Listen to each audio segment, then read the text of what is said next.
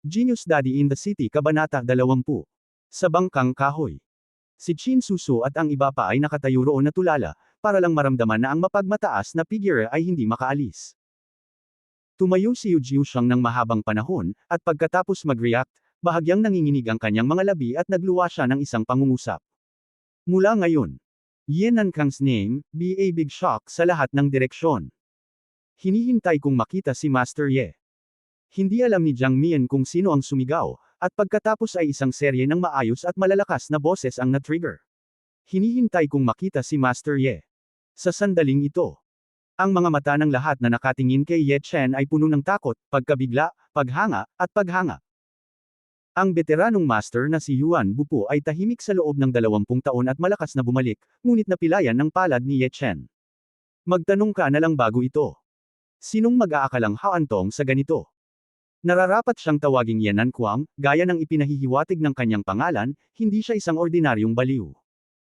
Galit siya na hindi man lang niya binigyan ng kahit anong mukha si Feng Kuohai, ang elder ng Wuming League, ngunit sa halip ay nagkusa siyang atakihin siya. Makapangyarihang baliw. Pagkatapos ng lahat, ang kakayahang pumatay ng isang martial arts master ay naitatag na ang kanyang posisyon sa hegemony, at natatakot ako na hindi ito magagawa ng ibang mga martial arts masters. Hindi napigilan ng isang tao ang huminga ng malalim at sinabing, sa edad na 30, naging martial arts master na siya, at pinatay niya si Yuan Bupu gamit ang isang kamay. Nakakatakot talaga. Simula ngayon, siya na ang numero 1 sa Tianan. Walang sinuman sa Tianan ang makakapagtago ng gilid. Sunod-sunod na tumango ang iba. Patay na si Nanto. Bumalik na si Nankang. Sa hinaharap, wala nang Dangaw, Ziju, Nantu, Beisha, at Zhangwen swords. Ngunit sa halip ay Dangaw, Ziju, Nankuang, Beisha, at Zhangwen swords. At si Tianan Yen Nankuang ang una sa mga batang henerasyon, kahit na ang 4 pang master sa kanyang edad ay hindi ito magagawa. Sa isang speedboat. Napatulala si Lutong sa eksenang ito, naramdaman lamang niya na nanginginig ang kanyang isipan. Master Ye, Yen Nankang. Sobrang galing. Nakakalungkot lang na ginamit niya ang kanyang pagkakakilanlan bilang Hallmaster ng Wuming League para hindi matalo kay Ye Chen sa bahay ng pamilya Gu, at kinutya pa siya sa pagtanggap sa hamon ni Yuan Bupu bilang panliligaw sa kamatayan. Nang inig siya, hinihimok ang mga tao na umalis ng tahimik sa isang speedboat, hindi nang ahas na manatili pa. Sa isang RV sa tabi ng ilog. Tinitigan ni Gu Yingying ang figure sa screen ng computer, ang kanyang magandang mukha ay labis na nasasabik, Lolo, nanalo si Master Ye, nanalo siya. Si Master Ye ay talagang isang dragon at isang phoenix sa mga tao, at ang aking pamilyang Gu ay gumawa ng tamang taya. Sabi ni Old Man Gu na namumula ang mukha. Gu pamilya, maging masaya. Hong Tai Club. Tumawa si Lin Tai, at ang kanyang mga kilay ay puno ng pananibik, ang Panginoon ay nanalo, ako, si Lin Tai, ay hindi sumunod sa maling tao. Mula ngayon, ako, si Lin Tai, ay susunod sa Panginoon hanggang sa kamatayan. Yanjing, sa loob ng isang retro courtyard. Ang isang matandang lalaki na nakasuot ng Chinese tunic suit ay may hawak na brush sa pagsulat, nag-aagawan sa pagsulat ng libro, at ang panulat ay naglalakad sa mga dragon at ahas. Sa tabi niya ay nakatayo ang isang binata na nakasuot, na may makapal na kilay at malalaking mata, isang tuwid na figure at isang simple at tapat na mukha.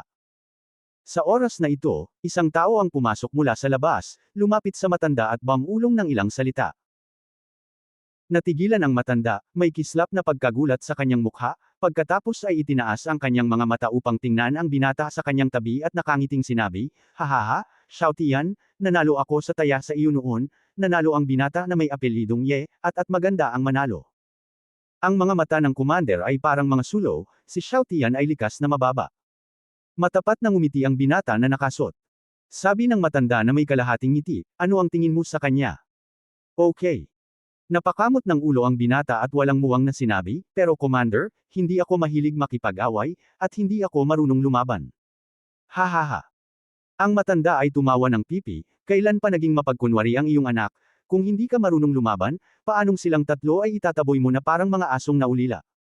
Hayaan mong mas bigyang pansin ng mga nasa ibaba ang binata. Kung maganda ang potential, diretso siyang pumasok sa Magic Machine Camp. Isang liblib na nayon sa bundok.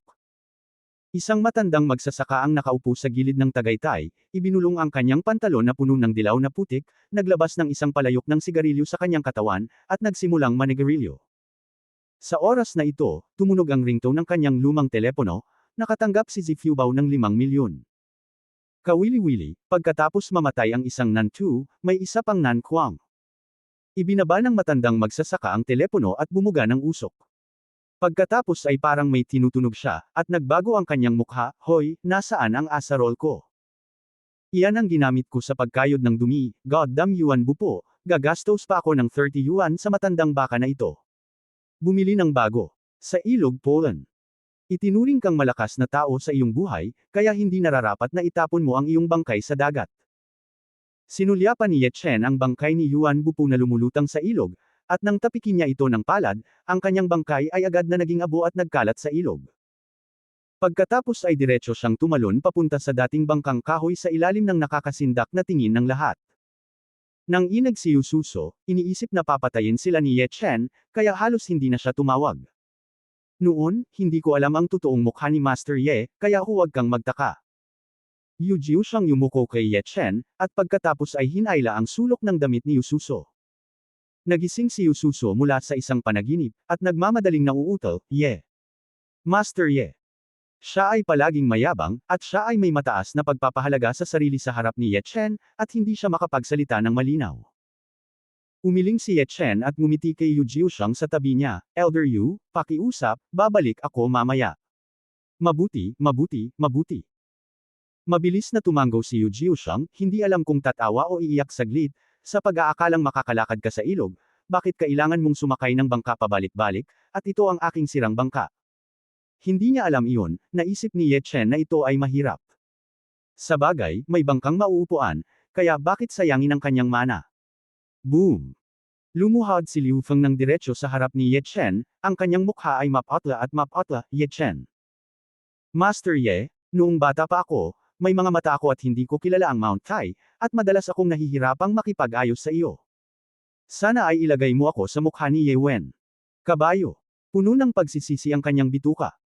Kung alam niya na napakalakas ni Ye Chen, hindi na sana siya lalaban kay Ye Chen ng paulit-ulit mula pa sa simula. Habang nakaluhod siya ng ganito, lumuhod lahat sina Xiao Wang, Zhao Chen, Zhang Li, Zhou Kai at iba pa. Diretsyong sinampal ni Wang Xiao ang kanyang sarili, at umiyak habang humahampas, "Master Ye, ang mga mata ng aso ko ang tumitingin sa mga tao, dapat akong mapahamak, dapat mo akong trituhin na parang umutot." Ang pamilya Wang ay itinuturing ding isang mayamang pamilya sa Lincheng. Gayunpaman, hindi siya tanga para isipin na ang pamilya Wang ay maglalakas loob na pukawin ang isang martial arts master. Sa pagtingin sa grupo ng mga taong nakaluhod sa bangka, si Qin Suso ay lihim na nagpapasalamat, maswerte na hindi lang siya nasisiyahan kay Ye Chen sa simula, at hindi gumawa ng anumang labis. Sumimangot si Ye Chen, "Bumangon ka, kalimutan na natin ang nakaraan, basta huwag mo akong guluhin sa hinaharap." Si Liu Feng at ang iba pa ay agad na nanumpa ng iba't ibang sumpa. Huminto si Ye Chen sa pagbibigay pansin sa kanila, palihim na inaayos ang nakonsumong mana, hindi siya nagsalita, at ang iba ay hindi nang ahas na magsalita. Tanging si Yu Jiushang lang ang hindi napigil ang magsabi, "Kapag lumaganap ang labanan ngayon, siguradong kasama si Master Ye sa listahan." "Tianbang." Gulat na sabi ni Ye Chen. "Tama, ang Tianbang." Mariing tumango si Yu Jiu at sinabing, ang tinatawag na Tianbang ay isang rangkang na inilabas ng Martial League, na kinabibilangan ng lahat ng martial arts master sa Wagwo. Ang listahan ay nirerango ayon sa kanilang lakas. Natigilan si Ye Chen. Ngunit wala siyang pakialam dito, paanong ang isang magsasaka ay nagmamalasakit sa listahan ng mga sinaunang mandirigma. Sa kabilang banda, curious na tanong ni Yususo, "Lolo, sabihin mo sa akin, ilang lugar ang maaaring i-rank ni Master Ye pagkatapos ng labanang ito? Makapasok ba siya sa top 20? Sa nakaraang paghingi ng tawad, mas nakaka-relax na siya ngayon." 20. Saglit na nagulat si Yu Jiushang, at pagkatapos ay tulala niyang sinabi, "Girl, sobrang minamaliit mo talaga si Master Ye. Si Yuan Bupo ang ika-18 sa Tianbang 20 taon na ang nakakaraan, at malamang na bumuti ng husto ang kanyang lakas pagkatapos ng 20 taon. Gayunpaman, pinugutan pa rin siya ng ulo ni Master Ye." Huminto siya saglit, "Kaya sa palagay ko, si Master Ye ay makapasok man lang sa top 15 sa Celestial List." Nangungunang 15. Bahagyang bamuka ang mapupulang labi ni Yususu, laking gulat niya, sinasadya o hindi sinasadya ng kanyang magagandang mga mata ang laki ni Ye Chen. Ang ordinaryong mukha ni Ye Chen, kung binago ito sa dati, hindi na niya ito tatanggalin, ngunit sa sandaling ito, sa kanyang opinyon, mayroon itong sobrang mature na aura. Charm to be precise. Ang gwapo talaga ng lalaking ito. Sa pag-iisip, namula ang mukha niya. Ang tanging bagay na ikinadismaya niya ay hindi man lang siya nasulyapan ni Ye Chen mula nang sumakay sa bangka. Nagdulot ito ng pagdududa kay Yu Susu tungkol sa kanyang kagandahan, at hindi napigilan ang pag-ungol, bakit laging malamig at hindi makatwiran ang lalaking ito. Kakaibang nilalang ang mga babae. Kapag nasusuklam siya sa isang tao, kahit na ang kausap ay nakasuot ng pinaka-fashionable na damit sa mundo, ito ay hindi magandang tingnan. Sa kabilang banda, kahit nakasuot ng kalye ang kausap, sa tingin niya ay napakasarap nito. Hindi nagtagal, sinagwa ni Yu Jiusheng ang bangka patungo sa dalampasigan, nagpasalamat si Ye Chen sa kanya, at nagmamadaling umuwi. Sa kabaligtaran, sina Wang Xiao at ang iba pa ay sadyang nahuhuli ng ilang hakbang, hindi nang ahas na sumama sa kanya. Matapos maghiwalay ang grupo, nang babawiin na ni Liu Feng ang mga tao, dalawang magagandang figure ang tumakbong humihingal. Si Ye Wen at Ou Lan iyon. Sa sandaling makita niya si Liu Feng, si Ye Wen ay natigilan saglit, at pagkatapos ay nag-aalalang nagtanong, Liu Feng, anong uri ng mapagpasyang labanan ang narito ka rin? Tumango si Liu Feng na may komplikadong ekspresyon. Tapos nakita mo si Ye Chen, tama. Kamusta na siya? Hindi maiwasang magtanong ni Ou Lan matapos tumingin sa paligid. Plano sana nilang pumunta kaninang umaga, ngunit ang ina ni Ye Wen, si Yang Hui, ay biglang nahulog at na-admit sa ospital, kaya na-miss nila ito pagkatapos ng ganoong pagkaantala. Sinabi ni Liu Feng na may hindi likas na ekspresyon, wala na siya. Wala na. Nang marinig ito, agad na namutla ang mukha ni Ye Wen, at hindi niya mapigil ang umatras ng ilang hakbang. Patay ang pinsan.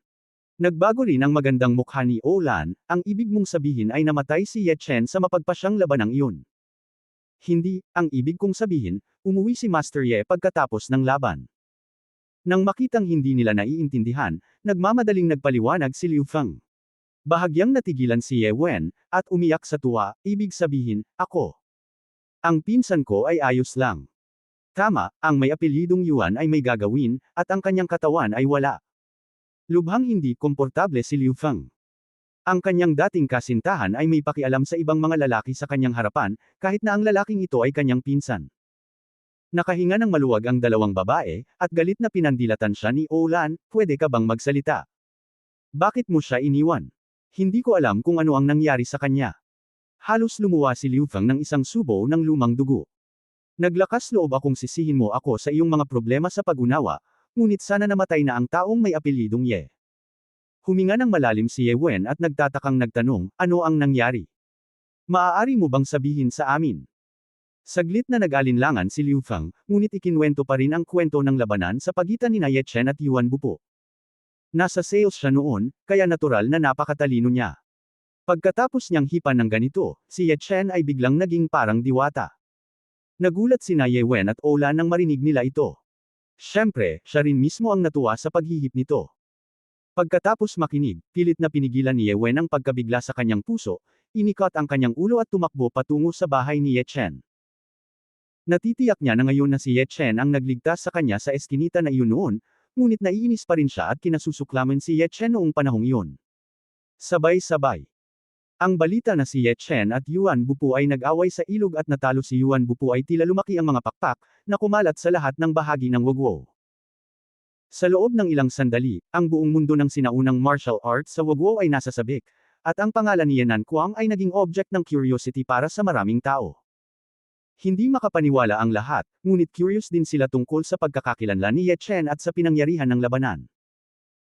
Gayunpaman, nag-aaway ang dalawa sa ilog ng mga oras na iyon, walang kagamitan sa pagsubaybay, at ang mga nanunood ay walang lakas ng loob na kumuha ng litrato o video gamit ang kanilang mga mobile phone, kaya natural na walang makikitang footage. Ang sinaunang martial arts world ay kumukulo. Isa pang breaking news ang lumabas, ibig sabihin, updated na naman ang Tianbang. Tianbang.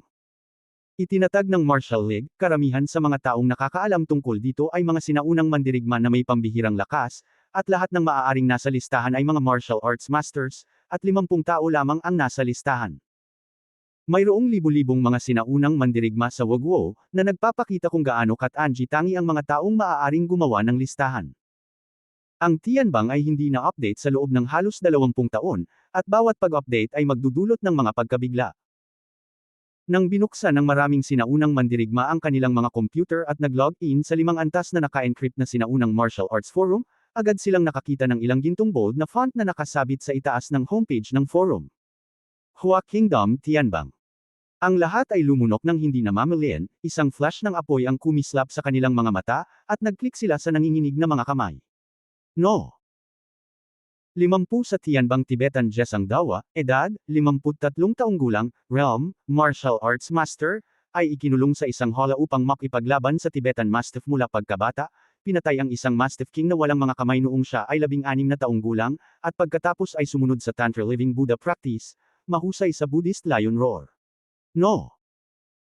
49 sa Tianbang, Desert Swordsman Guanzhao Yuan, edad, 48 years old, state, martial arts master, 20 taon na ang nakakaraan, ginulat niya ang mundo gamit ang kanyang infinite sword technique, flexible at changeable sword technique, at natalo ng kamay ni Yuan Bupo. No! 48 sa Tianbang, Jinling Xiao Yanqing. Ang 18th place sa Tianbang Tianan Yuan Bupo, edad, 59 years old, realm, martial arts master, hinamon ang 5 masters ng Tianbang 20 years ago, na-promote hanggang ika-18, at namatay sa kamay ni Yenan Kang kamakailan, pumili ng araw para tanggalin ang pangalan.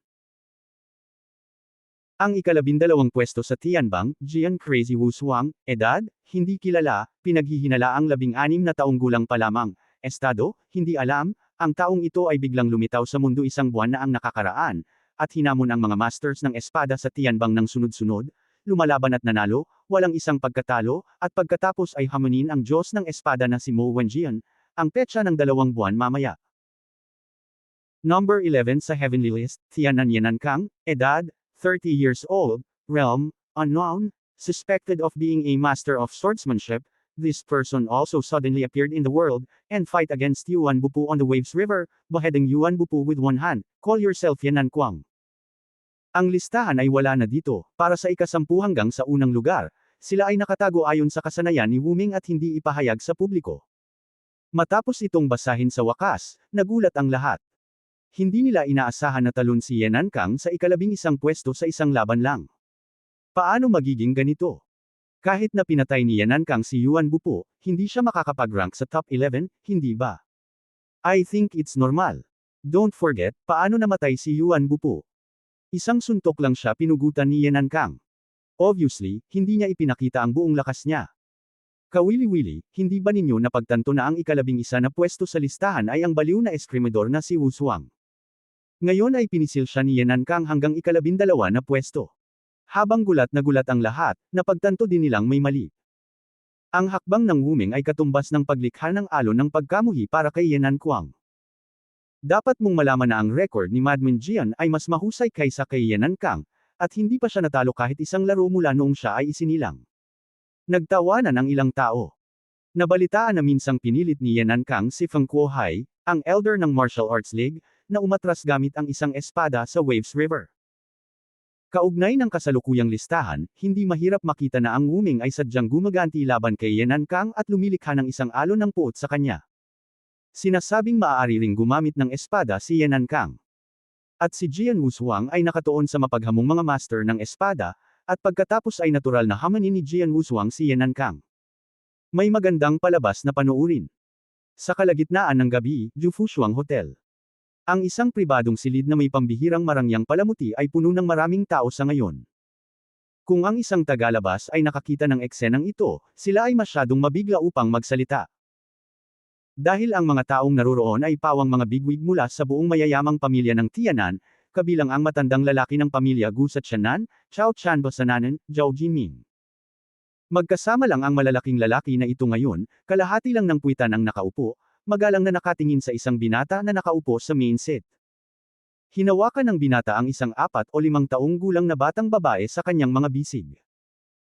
Kung ikukumpara sa pagpipigil ng lahat, ang maliit na batang babae ay mas casual, hawak ang isang mabalahibong alimango sa kanyang bibig at kinakain ito ng puno ng mantika. Pare, gusto ko pa yan. Matapos kainin ng munting alimango ang mabalahibong alimango sa kanyang kamay, hindi na siya nag-abalang panasan ang kanyang bibig, at nakaawang tumingin sa plato ng matamis at maasim na tadyang ng baboy sa mesa. Kung kakaunti ang kinakain mo, tataba ka. Napailing si Ye Chen na tulala, iniunat ang kanyang kamay, at ang plato ng matamis at maasim na tadyang ng baboy ay automatikong inilipat sa maliit na lalaki. Pero masarap talaga. Ang maliit na lalaki ay nagpunas ng kanyang mga kamay at kinain ito, at inusenteng tumingin sa mga taong naroroon, mga tiyo, kumain na kayo, si Mengmeng ay hindi makakain ng marami ng mag-isa. Agad namang umiling ang lahat para ipahayag na hindi sila gutom. Kumuha si Ye Chen ng tissue para tulungan siyang panasan ang kanyang bibig, at pagkatapos ay itinaas ang kanyang mga mata para tingnan ang mga tao, lahat, tinawagan kita ngayon, at may pabor ako sa iyo. Benepisyo. Sandaling natigilan ang lahat, at pagkatapos ay nagkatinginan silang lahat, at nakita nilang lahat ang pagdududa sa mga mata ng isa't isa. May sasabihin si Master Ye, pero okay lang na sabihin. Umubo si Old Master Gu, at proactive na sinabi. Agad na tumanggaw si Chao Chanba sa tabi niya, oo, Master Ye, kung mayroon kang anumang mga order, ipadala mo lang sila. Tumanggaw si Ye Chen kay Lin Tai na nakatayo sa tabi niya, at agad na naglabas si Lin Tai ng puting bote ng jade, na halos kasing laki ng kamao ng isang sanggol. Biglang natuon ang mga mata ng lahat sa puting bote ng jade, nagtataka, naguguluhan, at naguguluhan. Ano ito? Tanging ang matanda lamang ang tila may naisip, at namumula ang mukha, Master Ye, ito kaya. Sa sandaling nakita niya ang bote ng jade, naalala niya ang elixir na kinuha niya noong nakaraan.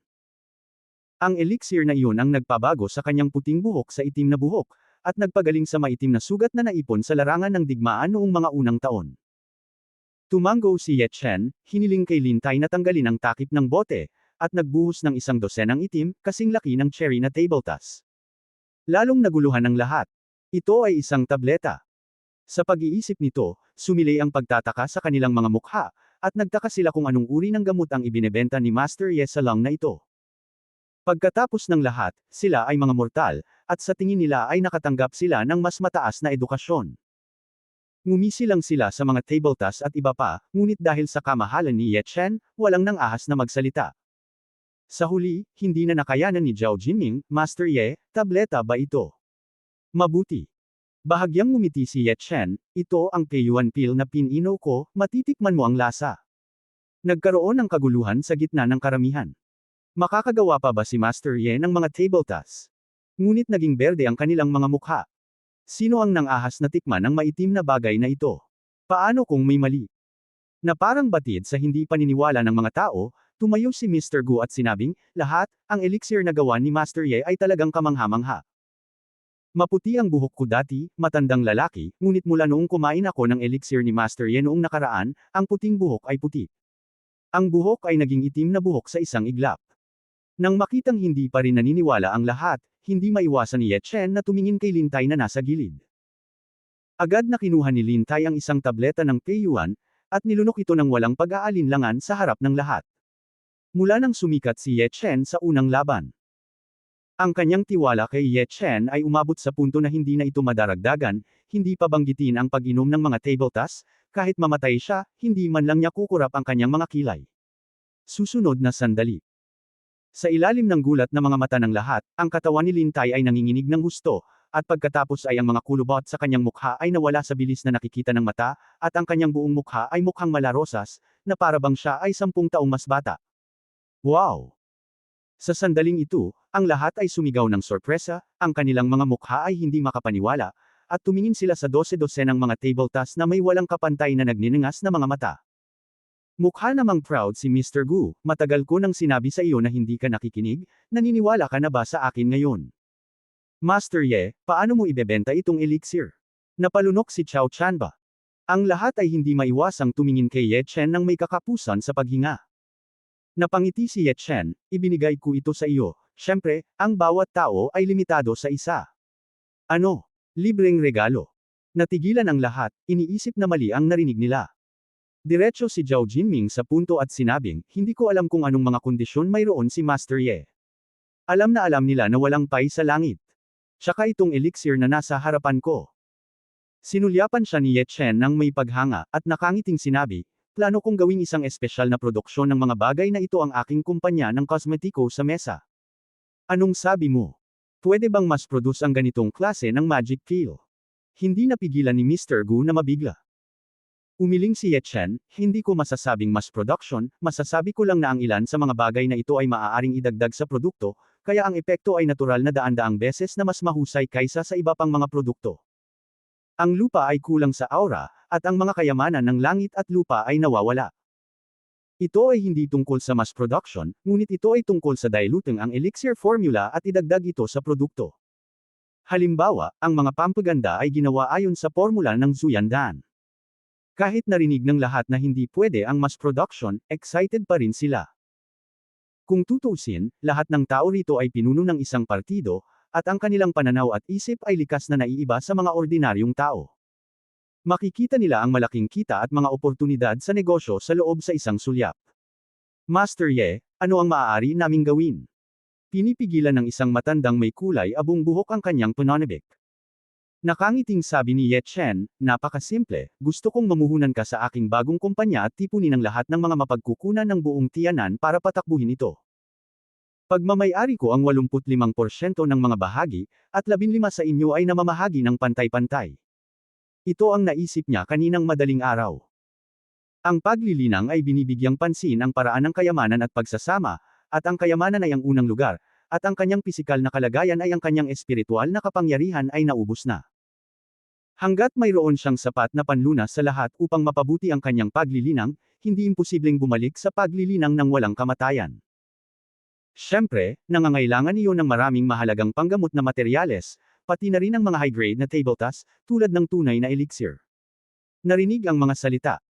Nagkatinginan ang lahat ng sabay-sabay, na parang nag-aalangan, pagkatapos ng lahat, nag-iisa si Ye Chen ng napakaraming bahagi. Ayos naman ang pamilya ko Gu. Sa kabaligtaran, si Ji Gu ang unang nagsalita. Ang kanilang pamilyang Gu ay matagal nang nakatali kay Ye Chen. Huminga ng malalim si Chao Chanba, at sinabing, ayos naman ang pamilya kong Chao. Sa mga kinatawan ng dalawa, sunod-sunod din ang pagsang-ayon ng iba. Okay, itong mga pills ay sayo. Nakangiting tumango si Ye Chen. Bumagsak lang ang boses. Mahigit 100 tao ang nagsiksikan na inumin ang lahat ng peyuan na table tasks sa mesa, sa takot na ang iba ay gumawa ng unang hakbang, at pagkatapos ay nilamon ang mga ito ng walang pag-aalinlangan. Tahimik na pinanood ni Ye Chen ang lahat ng ito, at mahinang sinabi, dapat mong malaman na lahat ng mayroon ka ngayon ay ipinagkaloob ko, at maaari kong bawiin ito anumang oras na gusto ko. Iisa lang ang boses ni Tianan. Sa sandaling lumabas ang mga salita. Naunang bumagsak si Lin Tai sa lupa, at nagsabi ng may malaking paggalang, nakita ko na ang Panginoon. Nakita ko na ang Panginoon. Ang lahat ay yumuko at pinagkrus ang kanilang mga kamao ng sabay-sabay, na may hindi pangkaraniwang pinag-isang boses. Kung sinasabing pinugutan ni Ye Chen ng ulo si Gu Fan at nanalo sa unang pwesto sa Tiananhuo, lahat ay napilitang magpasakop sa kanya dahil sa kanyang pagnanasa. Pagkatapos patayin ni Ye Chen ang paraan ng bakal at dugo ni Yuan Bupo, at pagkatapos ay nakita niya ang epekto ng Peiyuan Pil sa kanyang harapan. Lahat ng mayayamang pamilya sa Tianan ay bumalik sa kanilang mga puso. At si Ye Chen ang naging tunay na numero 1 tao sa Tianan. Ang itim at puti ay para sa kanyang paggamit. At sa sandaling ito, ang maliit na lalaki na kumakain ay nagpunas ng kanyang mga kamay, nanlaki ang kanyang mga mata at nagsabi, Ama, napakamahal ba ng elixir na ito? Lahat ay walang malay na tumango. Biro. Hindi ba't napakahalaga na magkaroon ng elixir na maaaring magpatubo ng uban, magpabata, at makapagpagaling pa ng lahat ng sakit? Ang paglalagay ng sinuman sa labas ay hindi mabibili ng salapi. Ang maliit na lalaki ay kumuha ng pulang tableta mula sa kanyang katawan, itinapon ito sa kanyang bibig ng sabay-sabay, ngumunguya ito, at sinabing malabo, ngunit karaniwang kinakain ito ni tatay bilang candy para kay Mengmeng. Lahat. Tila hindi napansin ng batang lalaki ang kanilang mga ekspresyon. He pouted and whispered, it's so unpalatable. Palihim itong ipinakain ni Mengmeng kay Erguzi nang hindi pinapansin ni Dad. Ye Chen. Kasabay nun ang ingay sa labas na parang may nagtatalo. Gusto kong makita si Ye Chen. Jufu Shuang pasukan. Kinagat ni Ye Wen ang kanyang labi at tumingin sa security guard na nakatayo sa kanyang harapan na may komplikadong ekspresyon, pakisabi sa akin, sabihin mo lang na gusto kong makita si Ye Chen, siya ay aking pinsan. Sabi mo pinsan mo si Master Ye. Hindi napigilan ng security guard na matawa at umiling, Lady, bumalik ka, Master Ye hindi makikita ang lahat. Mula noong huling beses na napatigil si Ye Chen sa hotel, si Fatty Feng, na siyang general manager ng hotel, ay pinalitan ang isang grupo ng mga dekalidad na service staff. Ipinadala pa niya ang larawan ni Ye Chen sa bawat empleyado, para maalala nila ang mukha na iyon, at dapat walang banggaan. Sa makatuwid, maaaring hindi alam ng lahat sa Jufushuang kung sino ang alkalde, ngunit dapat nilang malaman kung sino si Master Ye. Nang makitang hindi siya naniniwala dito, mahinang inulit ito ni Ye Wen, "Pisan ko talaga si Master Ye, basta sabihin mo sa kanya ang pangalan ko, malalaman niya." Mula noong huling beses na pumunta ako sa bahay ni Ye Chen para makipagkita sa kanya sa huling pagkakataon, hindi pa nakikita ni Ye Wen si Ye Chen, at sa tuwing pupunta ako sa bahay niya, hindi ko ito mahanap. Gusto niyang humingi ng tawad, at humingi ng tawad kay Ye Chen ng personal. Gayunpaman, walang pagkakataon. "Excuse me." Matigas na sabi ng security guard, "Sabi ko ngayon lang, ang distinguished guest ni Master Ye sa hotel namin, hindi lahat ay makakakita sa kanya. Kung pinsan mo talaga siya, pwede mo siyang tawagan." Natigilan si Ye Wen saglit. Wala man lang siyang numero ng telepono ni Ye Chen, bagaman matagal nang magkasama ang dalawa, ngunit sa oras na iyon ay naiinis siya na huli na si Ye Chen, paano niya naaalala ang numero ng telepono? Di bale. Ngumiti siya ng mapait, tumingin ng malalim sa hotel, at tumalikod para umalis. Noong unang panahon, ang pinsan na tinitingnan ko ay VIP na sa isang 5-star hotel, at kilala ko pa ang security guard sa pintuan. At hindi man lang siya makapasok sa pinto. Hindi ito pangungutya. Sa sandaling lumingon si Ye Wen, narinig ng boses ni Ye Chen sa isip ng security guard, "Itaas mo siya." "Ye." Boses ni Master Ye. Natigilan saglit ang security guard, saka tumingin sa paligid na parang nakakita ng multo, nakakakilabot ang ekspresyon. Halatang wala si Master Ye sa tabi ko, bakit ko siya naririnig? Ngunit hindi siya nang ahas na mag-alinlangan, kaya kinailangan niyang pigilan ang pagkabigla sa kanyang puso at pinigilan si Ye Wen, "Teka lang, gusto ka ni Master Ye na makita." Hindi napigilan ni Ye Wen na sumunod sa kanya papasok sa hotel at dumiretso sa pribadong silid kung nasaan si Ye Chen. Nagbago ang ekspresyon ni Ye Wen nang makita niyang ang mga taong naruroon ay ang mga big boss ng Tianan, nagmamadali siyang ibinaba ang kanyang ulo, at pinagsalikop ang kanyang mga kamay, nagulat siya. Sa totoo lang, napakaraming malalaking lalaki na madalas nasa TV, at tila nirerespeto pa rin nila ang kanilang mga pinsan. Matapos isara ng security guard ang pinto at umalis, binigyan siya ni Ye Chen ng isang blankong tingin, "Hinahanap mo ba ako?" Ang kanyang tono ay maligamgam, na parabang nakikipag-usap sa isang estranghero. Naglakas loob si Ye Wen at tumingin sa mga taong naruroon, mukhang nag-aalangan siyang magsabi ng kahit ano. Biglang ngumiti ang matandang si Gu, "Master Ye, dahil halos napag-usapan na ang lahat, magpaalam muna tayo." Sa sandaling umalis siya, umalis din ang iba, na iniiwan ang espasyo para kay Ye Chen at Ye Wen. "Magsalita ka." Mahinang sabi ni Ye Chen.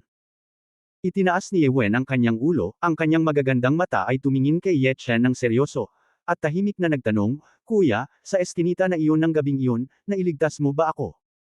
"Oo o hindi, importante ba?"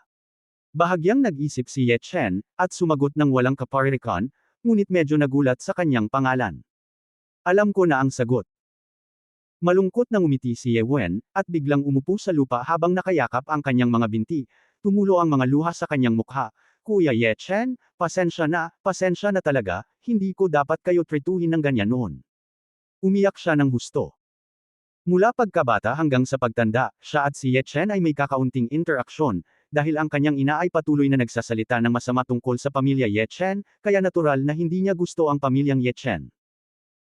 Sa makatuwid, nang makita niya sina Ye Chen at Ye Hai bilang mga panauhin sa kanyang bahay, naisip niya na ang pamilya ni Ye Chen ay dumating upang humiram ng pera mula sa kanila, at labis na naiinis. Mabait na inayos ni Father Yeming ang trabaho para kay Ye Chen, at pumayag pa siya sa pagpayag ni Liu Feng at iba pang mga kasamahan na puntiryahin si Ye Chen, pakiramdam na ikinahihiya siya ni Ye Chen kahit saan. Kahit na si Liu Feng ay malapit nang tanggalin si Ye Chen, hindi lamang siya nagkaroon ng kahit kaunting simpatiya, ngunit mayroon pa rin siyang pahiwatig ng paghihiganti.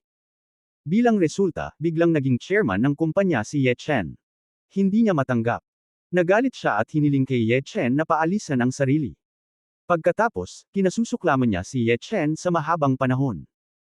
Ibinigay sa kanya ni Ye Chen ang mahalagang pulse heiress na iyon bilang regalo sa kaarawan, ngunit hindi niya ito nagustuhan sa lahat ng uri ng paraan, at naramdaman pa niya na ang pinsan na ito ay sira-sira at maramo. Gayunpaman, kung hindi dahil sa bracelet na iyon ay nagpakita ng kanyang kapangyarihan sa araw na iyon, natatakot ako na matagal na siyang namatay. Sinong mag-aakala na ang tagapagligtas na kinagigiliwan niya ay ang pinsang kinaiinisan niya noon? Hanggang mamaya. Ang aking pinsan ay hindi lamang nanalo sa unang lugar sa Tianan Huo, siya ay naging Master Ye, na nakikipagkumpetensya sa mayayaman at makapangyarihan, ngunit siya rin ay isang sinaunang martial artist na may malaking lakas, na pumatay kay Yuan Bupo. Pag-isipan ito. Tuluyan nang nailabas ang mga emosyong itinatago niya sa kanyang puso. Tai, bakit umiyak ang aking munting tiya? Ang maliit na lalaki ay lumiit sa mga bisig ni Ye Chen at tumingin sa kanya na may pulang mata, munting tiya, huwag kang umiyak, okay. Gusto mong umiyak kapag umiiyak ka, kung may nang-aapi sa iyo, sabihin mo lang sa tatay ko, ang tatay ko nakakamangha. Lalong umiyak si Ye Wen.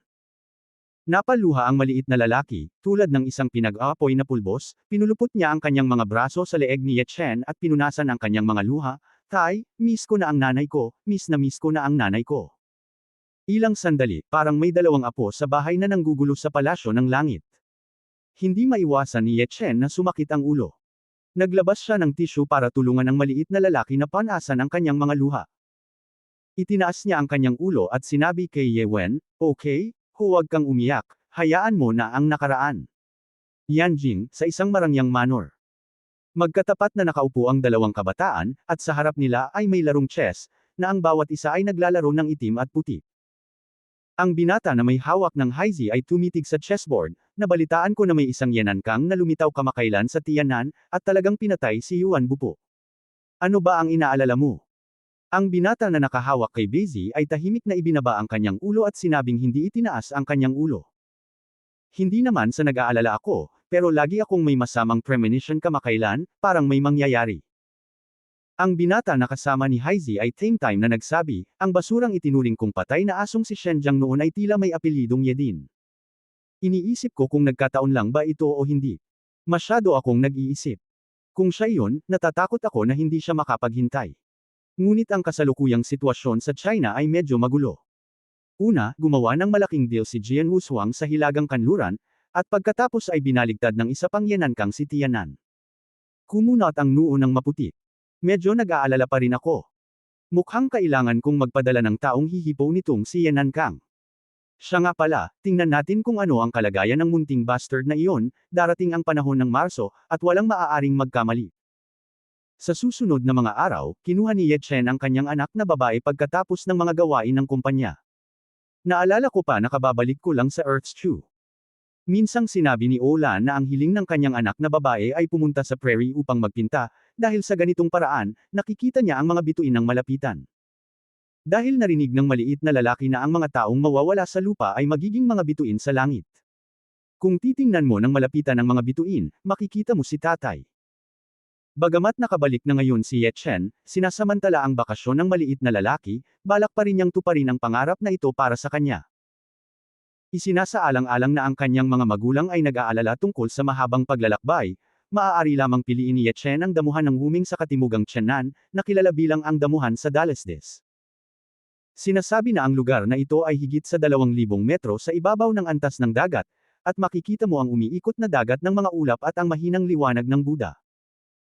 Ang mag-ama ay parehong lumabas ng basta-basta, at sila ay titigil at titingnan ang bawat lungsod na kanilang madadaanan sa pamamagitan ng tren, na maaaring ituring bilang pagpapalim sa batang lalaki na maranasan ang kultural na tanawin ng iba't ibang lugar. May dalang drawing board ang maliit na lalaki na mas matangkad sa kanya, at sa tuwing may makikita siyang nobela, maingat niyang iguguhit ito. Sa araw na ito, noong dumaan lang ang mag-ama sa Pancheng, madilim na, kaya't nanatili sila sa Pancheng. Mula nang marinig niya na maraming sikat na merienda si Pancheng, sinigawan ng maliit na lalaki si Ye Chen na ilabas siya. Nang dumaan ang mag-ama sa isang rice noodle stand sa overpass, hinawakan ng maliit na lalaki ang sulok ng damit ni Ye Chen at umaasang sinabi, "Tay, gusto ng mga tao na kumain yan." Naglalaway ang maliit na lalaki habang nagsasalita, at gumawa ng poster na hindi aalis si Ye Chen kung hindi siya pumayag. Walang pagpipilian si Ye Chen kundi ang maupo kasama ang maliit na lalaki at umorder ng 2 mangkok ng rice noodles. Ang may-ari ng rice noodle stall ay isang matandang lalaki na may talukbong, may kawanggawa na mukha, at nakangiting sinabi, "Munting kapatid, maaari bang kumain ng kulentro ang iyong ama at anak?" Ang mga stall na tulad nila ay inaalagaan ng gusto ang panlasa ng kanilang mga bisita. Ang ilang mga tao ay hindi kumakain ng luya, ang ilan ay hindi kumakain ng kulantro, at ang ilang mga tao ay may malakas na panlasa, kaya kailangan nilang tanungin sila ng malinaw. Tumango si Ye Chen at sinabing, walang bawal. Lolo, gusto nilang magdagdag ng isang itlog ng tsaa, hindi, dagdagan ng dalawa, ang isa na binalatan. Iniunat ng maliit na lalaki ang dalawang daliri at sinabi sa isang gatas na boses. Sige, iinitan na kita agad. Bumalik ang amo sa stall na may ngiti sa labi at nagsimulang mag-violin. Walang magagawa si Ye Chen sa kanya.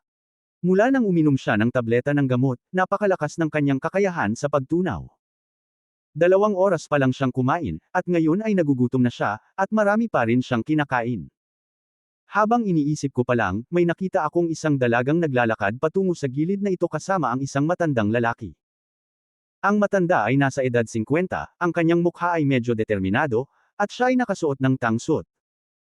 Para naman sa babae, nakasuot siya ng asul na cheongsam, na nagbabalangkas sa kanyang kat-anji tanging figure na tumutulo at maislan. Zishuan, bakit hindi mo tapusin ang rice noodles mo dito? Umupo ang matandang lalaki sa mesa sa tabi ni Ye Chen at tumingin sa babae na may kaunting pagsusumamo. Lolo, bakit hindi tayo magpalit ng pamilya? Sumimangot ang babaeng nagngangalang Zishuan, at tumingin sa stall ng kotse ng Sanwo na may pagkasuklam, maaari kang pumunta kay Mr. Lee para kumain, kung sakaling may problema kang kumain dito. Girls, although car stall lang ako dito, pero after 5 years of operation, I can absolutely guarantee the authenticity of the materials, and it's also hygienic. Medyo nalungkot ang amo na mainit ang tagiliran ng marinig ito, kung may problema ka sa pagkain, ako ang mananagot. Are you responsible? Malamig na ngumiti si Zishuan, nang magsasalita pa sana siya, ikanaway ng matanda ang kanyang kamay, okay, nagpa siya si Lolo na dito kumain, dati sa nursing home ay gulay at labanus, o lahat ng uri ng panggamot na pagkain, muntik na akong masuka, sa pagkakataong ito hayaan mo si Lolo na maging sakam, okay.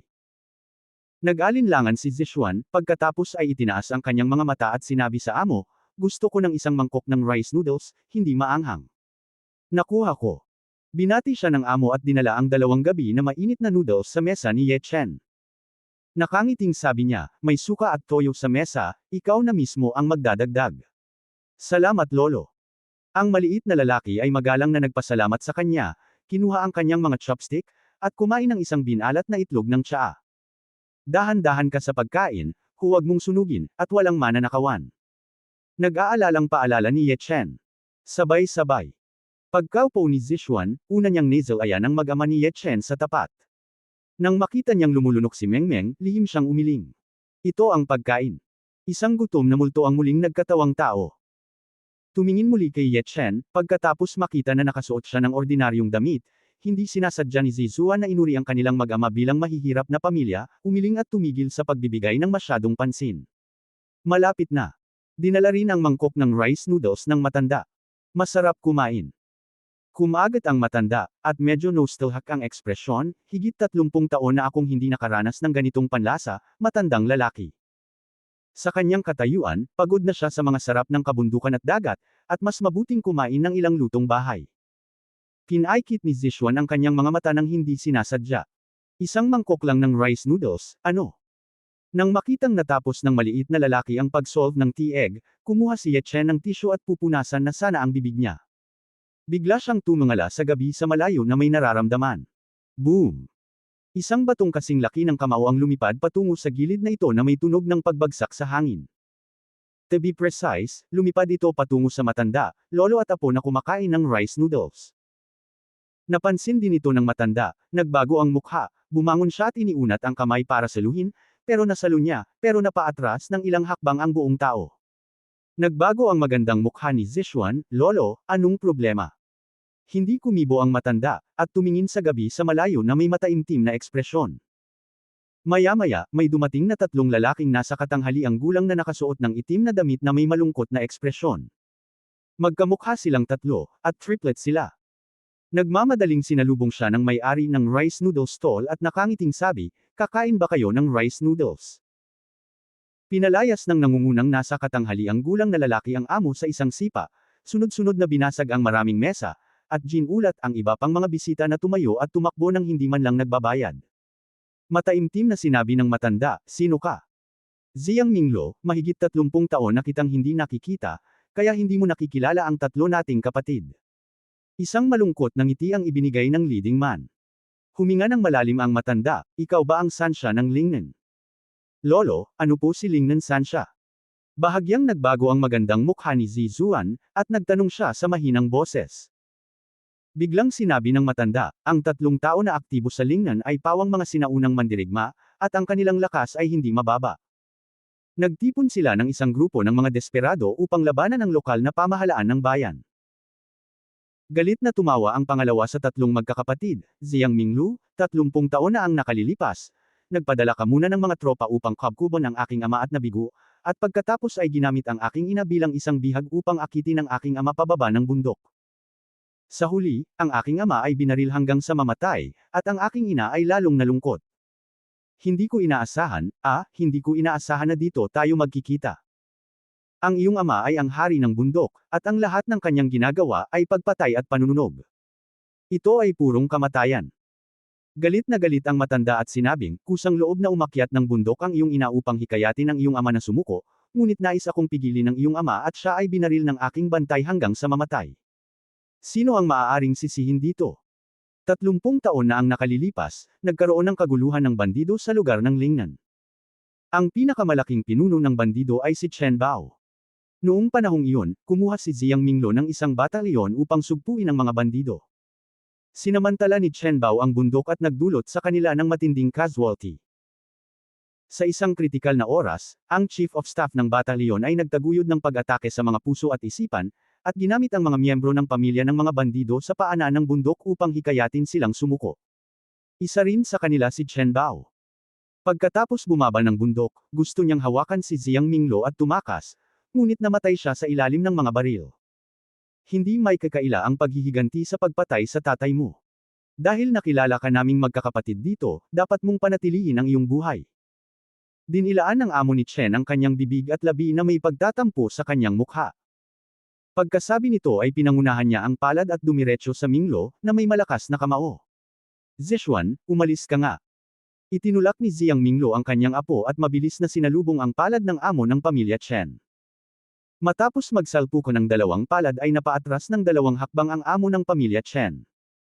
Nang makitang hindi tama ang sitwasyon, sinalakay ng dalawang nakatayo sa likuran niya si Xiang Minglo sa kaliwat kanan.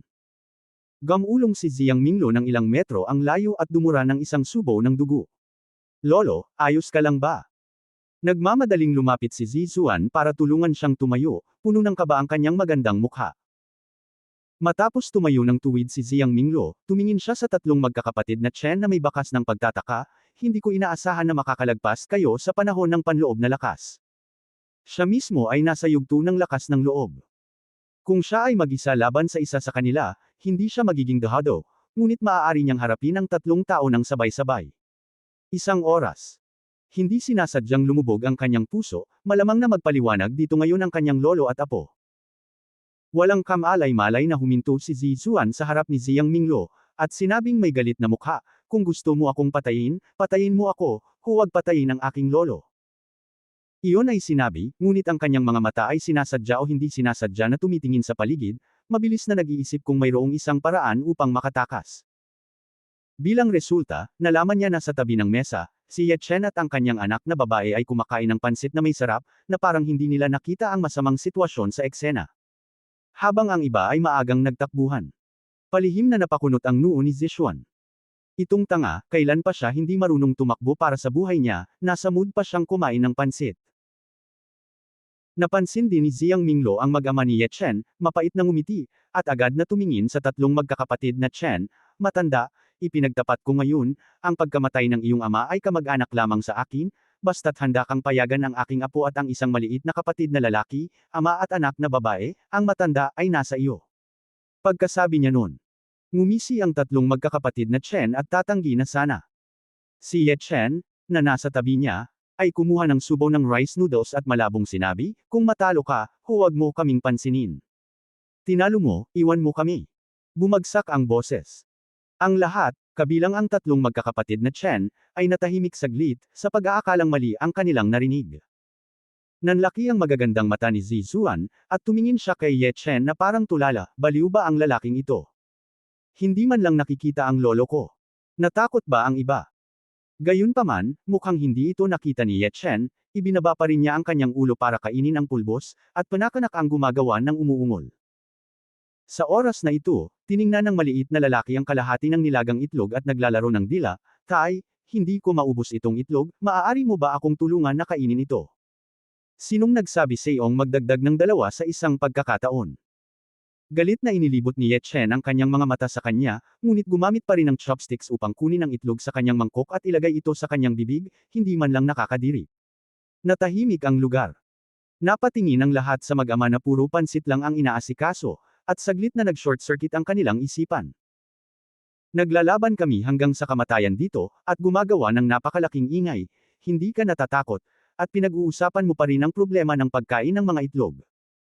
Saglit na natigilan si Jiang Minglu, pagkatapos ay tumingin kay Zishuan na may mapait na ngiti at sinabing, "Zishuan, sinusubukan sila ng lolo.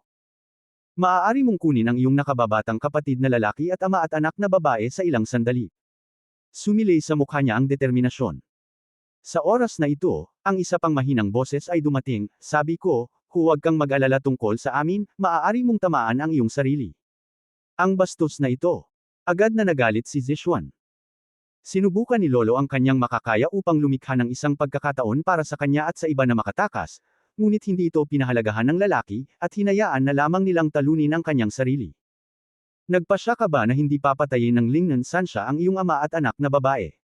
Ito ay talagang hanggal. Sabay-sabay.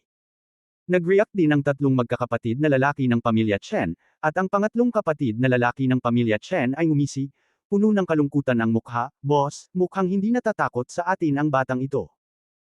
Hindi pa huli ang lahat, ang pangatlong anak, "Pumunta ka at patayin mo ang kanilang mag-ama, ang pangalawa at ako ay nasangkot sa matandang ito." Walang iniisip na sabi ng amo ni Chen. Sa lahat ng mga taong naruroon, si Jiang Minglu ay isang dalubhasa sa panloob na lakas, at si Jiang Zishuan ay katatapos lang sa panahon ng Ming. Para kay Ye Chen at sa kanyang anak na babae, sila ay mga ordinaryong tao sa unang tingin, at madali para sa kanyang tatlong kapatid na patayin sila. Malamig na ngumiti ang ikatlong panganay ni Chen, at humakbang patungo sa direksyon ng ama at anak ni Ye Chen. Nagbago ang ekspresyon ng mukha ni Jiang Minglu, at hindi niya namamalayan na gusto siyang pigilan, ngunit nasalikop siya ng pangalawa at pangatlong Chen ni Chen, ang mukha nito ay puno ng kawalan ng pag-asa, nang hikayatin niya si Zishuan na umalis. Isang milky voice ang narinig. "Masamang tito, napakalakas ng tatay ko. Kung hindi ka tatakbo ulit, malala ang kahihinatnan." Sino itong maliit na lalaki na hindi si Mengmeng? Nang makita na ang maliit na lalaki ay nagpakita ng mapanlinlang na tingin sa kanya, ang panganay na anak ni Chen ay hindi maiwasang magalit, "Gusto kong makita kung gaano kalubha ang mga kahihinatnan." Bumagsak ang boses. Malamig siyang bumantong hininga, sumuntok, at nakita ang isang cyan shadow ng kamao na nagmamadali patungo kay Ye Chen at sa kanyang anak. Akala ko si Ye Chen at ang kanyang anak na babae ay sisiga sa takot, ngunit sino ang nakakaalam na ang batang ito na si Mengmeng ay lalapit upang kunin ang anino ng kamao. Kamatayan sa korte. Paulit-ulit na napangiti ang pangatlong anak ni Chen nang makita ito. Ang kanyang suntok ay naglalaman ng lakas ng isang panloob na martial artist, ang isang suntok ay maaaring masira ang steel plate, kahit si Jiang Minglu, na halos buong buhay niya ay nagpractice ng martial arts, ay hindi maglalakas loob na tanggapin ito. Isang batang babae na 4 o 5 taong gulang talaga ang pumunta para kunin ito. Hindi naghahanap ng kamatayan, ano ito? Tila nakita ng ikatlong anak ni Chen ang pagtatapos ng mga putol na kamay ng maliit na anak na babae. Ngunit sa susunod na sandali, nakita ko na ang mabilog na maliit na kamay ng maliit na lalaki ay dumampi sa boxing shadow, at ang boxing shadow ay agad na nawala. At siya ay ganap na maayos. Paano ito posible? Napatulala ang ikatlong anak ni Chen sa isang iglap. "Masaya, masaya, masamang tito, sige, sige." Ang maliit na lalaki ay patuloy na pumalakpak sa kanyang mga kamay, humahajijek sa tuwa. Isang batang babae ang natamaan ng suntok mula sa isang inner strength martial artist gamit ang kanyang mga kamay, na tila nakakabigla sa mundo. Hindi lamang ang pangatlong anak ng pamilya Chen, kundi pati na rin ang iba ay natigilan, na may napaka-absurd na ekspresyon sa kanilang mga mukha. Bahagyang tinakpan ni Jiang Zishuan ang kanyang mga labi, nagulat ang kanyang magandang mukha. Maaaring ang dalawang ito ay Isang nakakatakot na tingin ang sumilay sa matandang mukha ni Jiang Minglo, na parang may naalala siya. Malakas na sumigaw ang amo ni Chen, at binugbog si Jiang Minglo para umatras. Ikalawang kapatid, mabilis na lutisin ang matandang ito, at pagkatapos ay tulungan mo ang pangatlo. Imposible, hindi ako naniniwala. Umungol ang panganay ni Chen, mabilis na natangay ang kanyang figure, at hinampos niya ito ng palad. Agad na yamakap ang maliit na lalaki sa mga bisig ni Ye Chen at nagpout, "Tatay, galit ang masamang tiyuhin, natatakot ang mga tao. Huwag kang matakot, paprotektahan ka ni tatay." Napangiti si Ye Chen, at isang chopstick sa mesa ang biglang tumalon sa hangin, direktang lumipad papunta sa pangatlong Chen na papunta sa kanya. Sa isang sigaw. Nakita ko ang ikatlong panganay na katawan ni Chen na lumipad ng baligtad, at sa wakas ay nakasabit sa isang puno sa overpass, at ang kanyang kaliwang kamay ay direktang ipinako sa puno gamit ang chopstick. Ang karamihan ng tao ay pinanood ang lahat ng ito sa katakutan. Sa wakas ay nag-react ang amo ng pamilyang Chen, at tumingin kay Ye Chen na may matinding takot, "Anak, sino ka?" Unti-unti siyang nagkaroon ng nagbabantang premonition sa kanyang puso na ang lakas ng ikatlong anak ay hindi gaanong mas malala kaysa sa kanya, ngunit bago pa man siya makalapit sa katawan ng kalaban, siya ay napako ng chopstick at lumipad palabas. Ang tanging paliwanag para dito ay malamang na mas mataas ang cultivation ni Ye Chen kaysa sa kanila, at halatang sinipa nila ang bakal na plato ngayon. Binuhat ni Ye Chen ang maliit na lalaki at bumangon, ang kanyang mga mata ay nahulog sa ilang tao, umiling siya at sinabing, "Sabi ko, kung sinaktan ka, huwag kang mag-alala sa amin. Pero bakit mo pinag-aabalahang kumain ng mag-ama natin? Kung ganoon, edi wag ka na." Dude, tumakbo. Sabay-sabay na tumindig ang buhok at buhok ng panganay na kapatid ni Chen sa sandaling iyon, at tumalikod siya at tumakbo ng walang sabi-sabi. Paano ba lilito ang ganoong master sa isang lugar kung saan ang mga ibon ay walang tae sa lingnan? Sa wakas ay napagtanto ng pangalawang anak ni Chen na may mali, hindi ng ahas na mag-alinlangan, at nagmamadaling sumunod, na nagnanais na magkaroon ng dalawa pang paa. Tingnan ang eksenang ito. Si Jiang Zishuan ay natigilan sandali, ang sikat na Lingnan Sansha ay talagang natakot. Tinapik ni Ye Chen ang tabletop, at 12 ng chopstick sa chopstick tube ang lumipad palabas. Naramdaman na lamang ni Jiang Minglo at Jiang Zishuan ang isang bulaklak sa kanilang harapan, ngunit nang muli silang tumingin, ang dalawang magkapatid na Chen, na 12 ng hakbang ang layo, ay hindi gumagalaw, na parang natulala. At may mga chopstick na nakasabit sa kanilang mga ulo, at isang bakas ng iskarlata na dugo ang dahan-daang tumulo sa lupa. Boom! Nagkalat ang dalawang bangkay sa lupa. Isa ba itong remote na bagay? Bilog ang mga mata ni Jiang Minglo, at may makapal na takot sa kanyang matandang mukha. Bumuka ang maliit na bibig ni Jiang Zishuan sa isang O-shape, at ang kanyang mapagmataas na itaas na katawan ay bumangon at bumagsak sa kanyang mabilis na paghinga. Namatay lang si Lingnan Sansha ng ganito. At pinatay sila ng chopsticks. Mula sa simula hanggang sa huli, hindi man lang nila ginalaw ang sulok ng damit ni Ye Chen. Tiningnan ni Ye Chen ang gulo sa buong sahig, pati na rin ang may-ari ng stall ng kotse na nakahiga sa di kalayuan, hindi alam kung buhay o patay na siya. Matapos mag-isip ng ilang sandali, lumakad siya at sinampal siya, nagpadala ng isang alon ng espiritual na enerhiya sa kanyang katawan.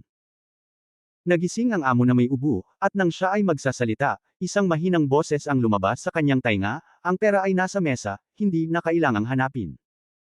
Naglabas si Ye Chen ng 100 yuan bill at inilagay ito sa mesa, binuhat ang maliit na lalaki at aalis na sana. Sa oras na ito, si Jiang Minglo, na nasa isang matamlay na kalagayan, ay sa wakas ay natauhan, at nagmamadaling ipinatong ang kanyang mga kamao kay Ye Chen, at magalang na sinabi, "Salamat, Senior Master, sa pagligtas ng iyong buhay. Manggahas akong tanungin ang iyong pangalan, matandang lalaki. Hindi. Hindi ko intensyon na iligtas ka. Kung gusto mo akong pasalamatan mo yung tatlong lalaki na hindi pinalad na I-provoke ako ngayon lang." Si Ye Chen ay nagpatuloy sa paglalakad, niyakap ang maliit na lalaki at lumitaw 100 metro ang layo sa isang kisap mata, at nawala sa gabi na parang multo. "Hello. Bakit ka nagsasalita ng ganyan?" Galit na galit si Jiang Zishuan, at gustong abutin ang teorya, ngunit nahuli siya ni Jiang Minglo. "Zishuan, huwag kang maging bastos sa master." "Lolo, ano ba ang pinagsasabi mo master? Masyadong baliw ang batang yan, di ba 3 tao lang ang napatay niya, ano bang problema?"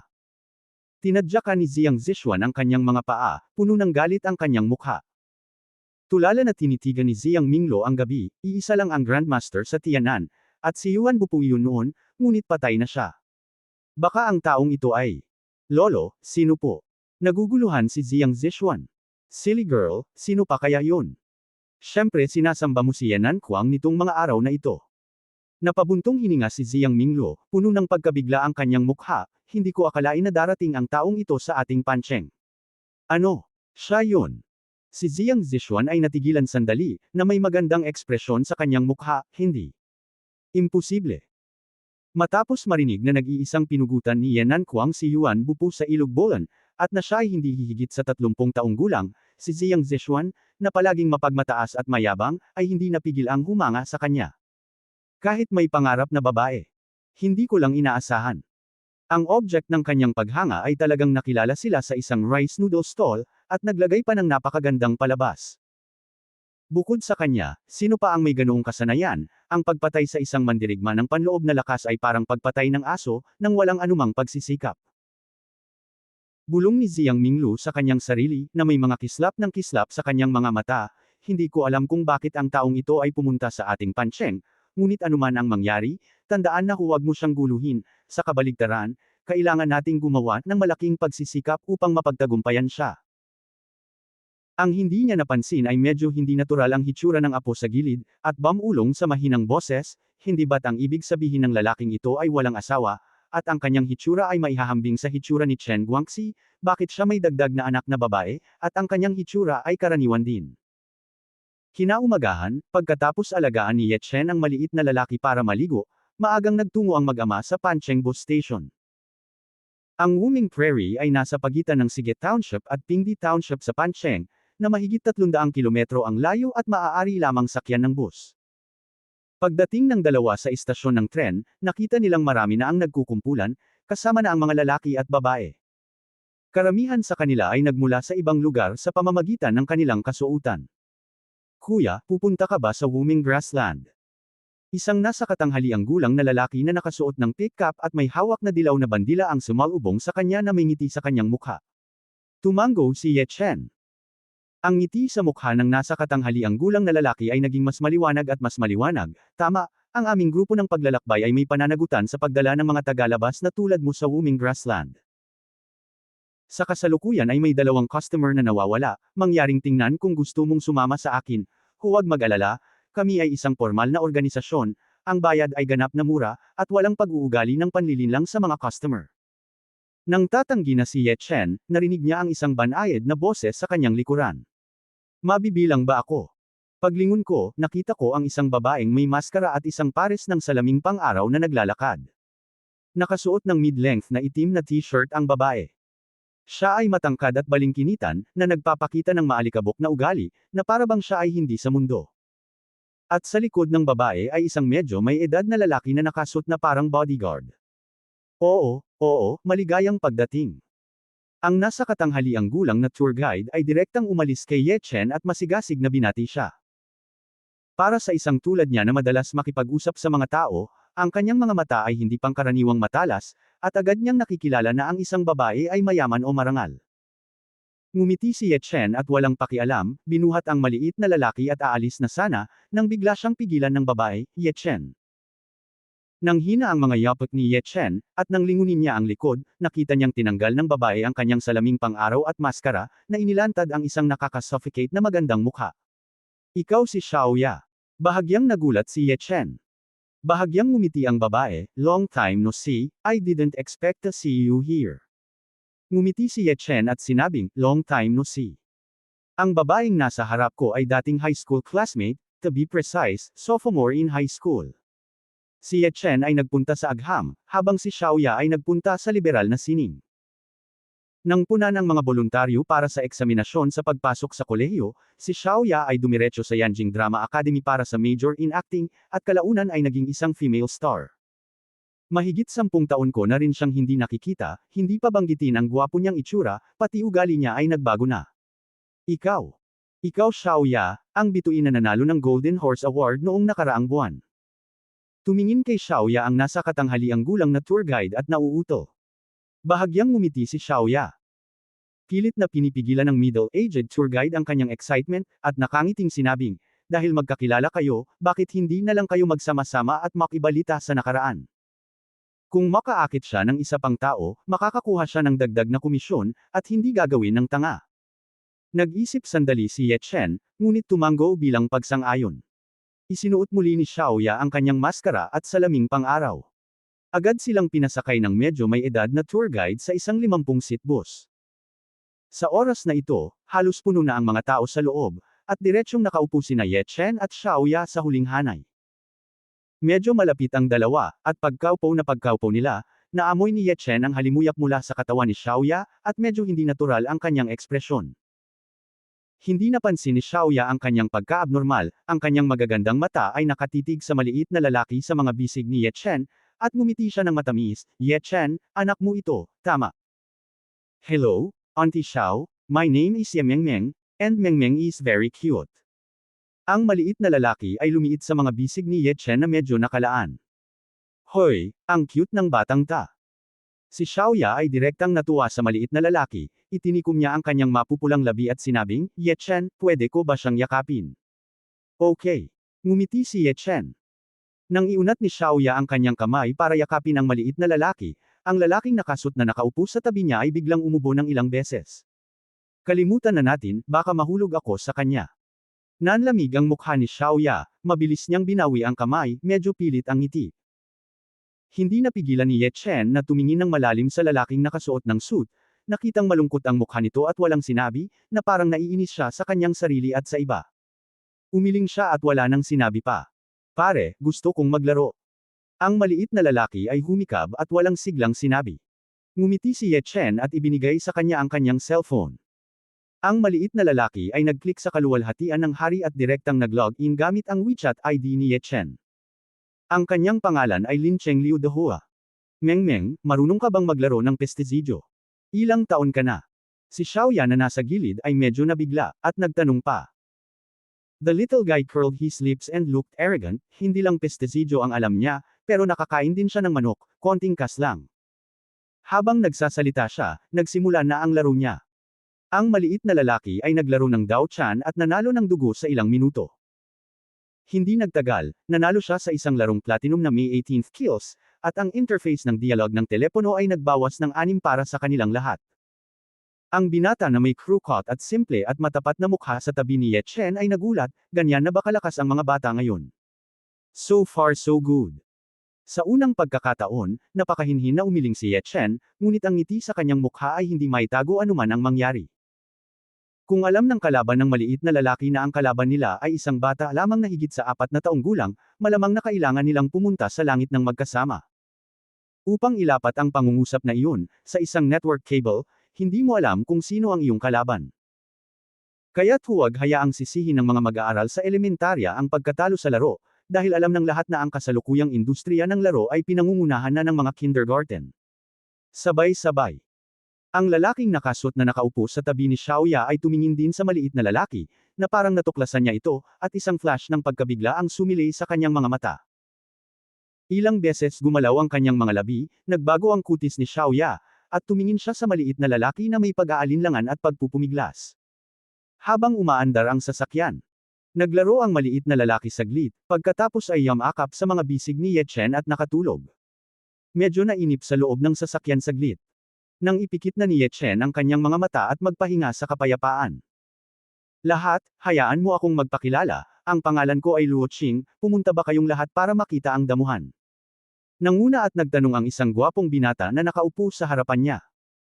Iyon ang sinabi niya, ngunit ang kanyang mga mata ay palaging nasa Xiaoya na nasa tabi ni Ye Chen. Hindi ba ito katarantaduhan ang itinanong mo? Kung hindi ka pumunta para makita ang damuhan, sino ang pupunta sa lugar na ito kung saan ang mga ibon ay hindi tae? Galit na sabi ng isang babaeng may makapal na makeup sa mukha at may nunal sa baba, at idinagdag, oo nga pala, Yan ang pangalan ko, at niloko lang ako ng isang hamak, kaya lumabas na lang ako at naglakad-lakad. Ako. Ang pangalan ko ay Zhang Danyo, at sa pagkakataong ito ay dinala ko ang aking kapatid na babae upang matupad ang aking pangarap. Maingat na ngumiti ang binata na may patag na ulo at simple at tapat na mukha na nakaupo sa tabi ni Ye Chen. Habang nagsasalita siya ay hawak pa rin niya ito sa kanyang mga braso, hawak ang puting garapon na may pulang tela at naiyuyugyug ito sa karamihan. Is this an urn? You are crazy. Nagdadala ka ng urn kapag lalabas ka. It's not bad luck. Natigilan si Wu Yan at agad na napag-alitan. Hindi lamang si Wu Yan, ngunit maging si Luo Qing ay natakot hanggang sa mamatay, hindi maiwasan ni Ye Chen na sumulyap kay Zhang Danyu at walang sinabi.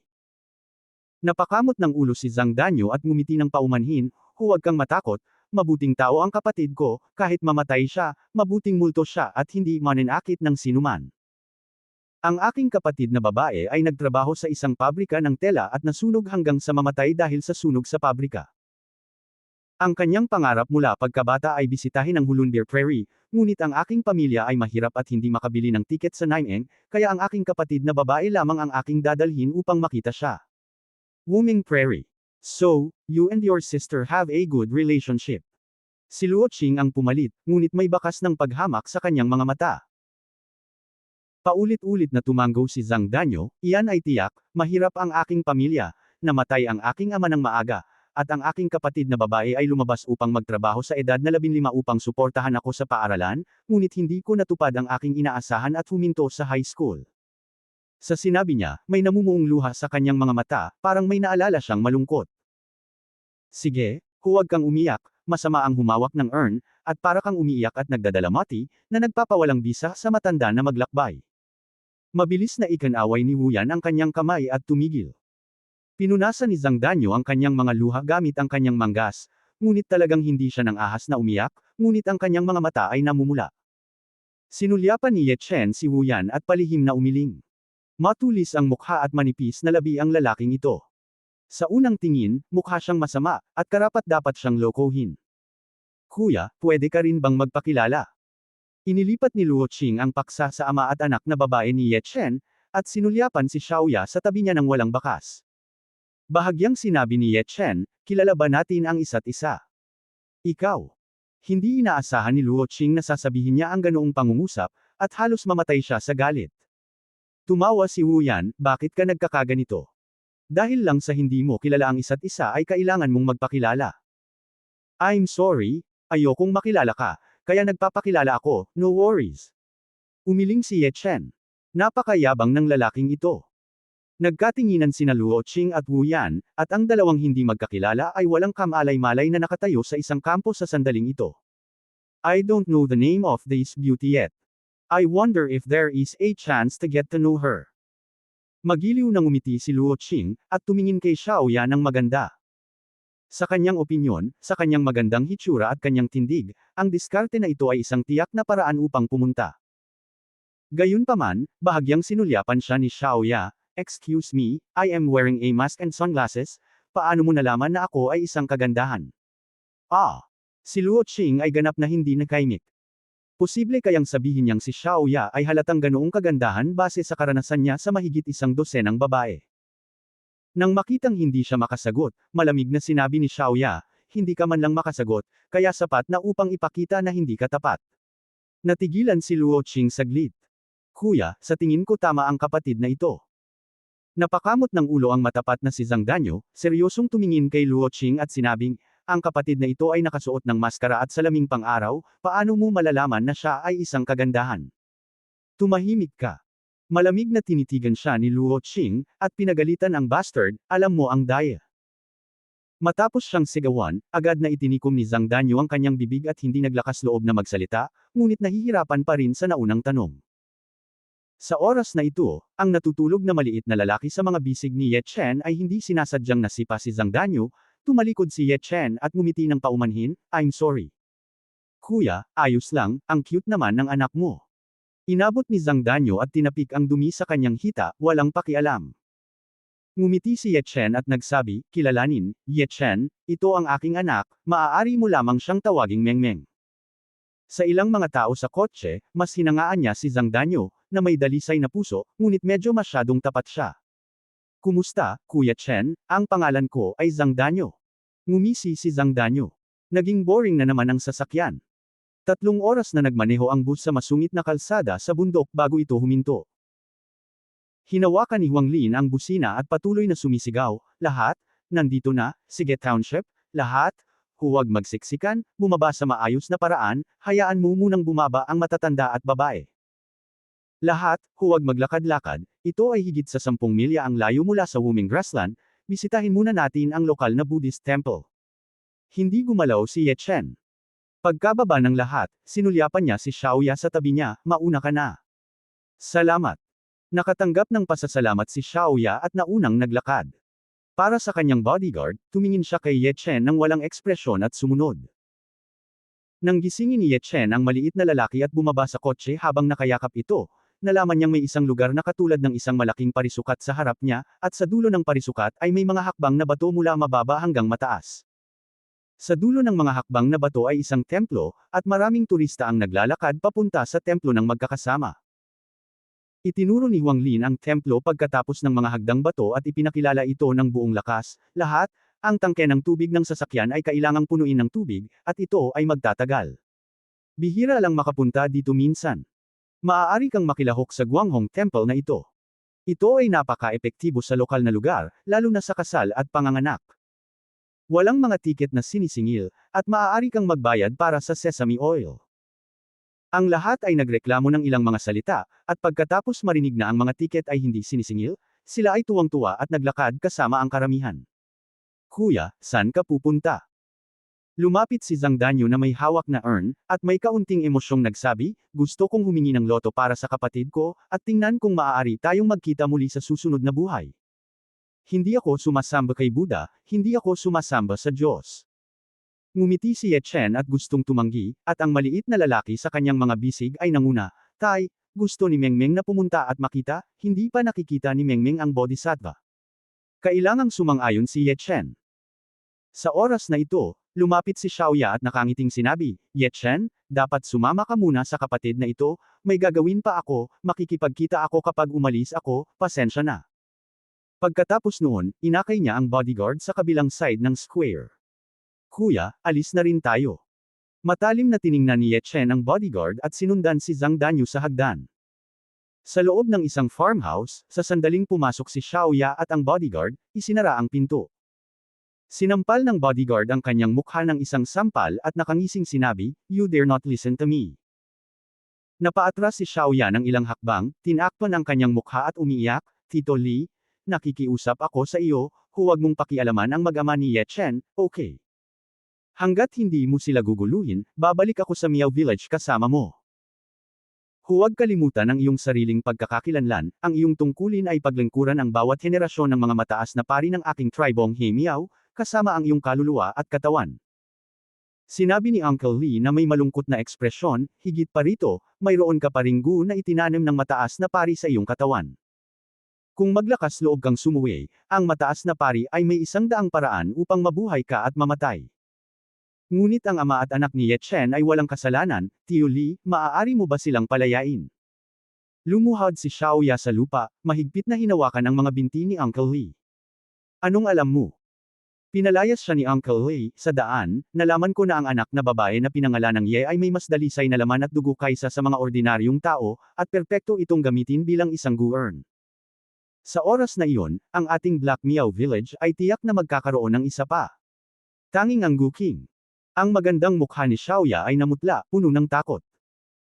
Ang tinatawag na gu-urn ay isang hugis tao na sisidlan na nagbibigkis sa mga paa ng isang tao, nagbubukas ng butas sa kanyang ulo, at nagbubuhos ng nakakonfigure na mga buto ng gu dito. Ang mga species ng gu na ito ay pawang napakalason na puloka, gagamba, makamandag na ahas, at iba pa. Kapag nakapasok na sila sa katawan ng tao, lalamunan nila ang lahat ng dugo ng taong ito. Imposibleng mabuhay. Pumunta ka. Si Tio Li ay naglabas ng isang pulang bote mula sa kanyang katawan at inihagis ito sa harap ni Xiaoya, ibuhos itong gu sa inumin, at pagkatapos ay ibigay ito sa kanilang mag-ama.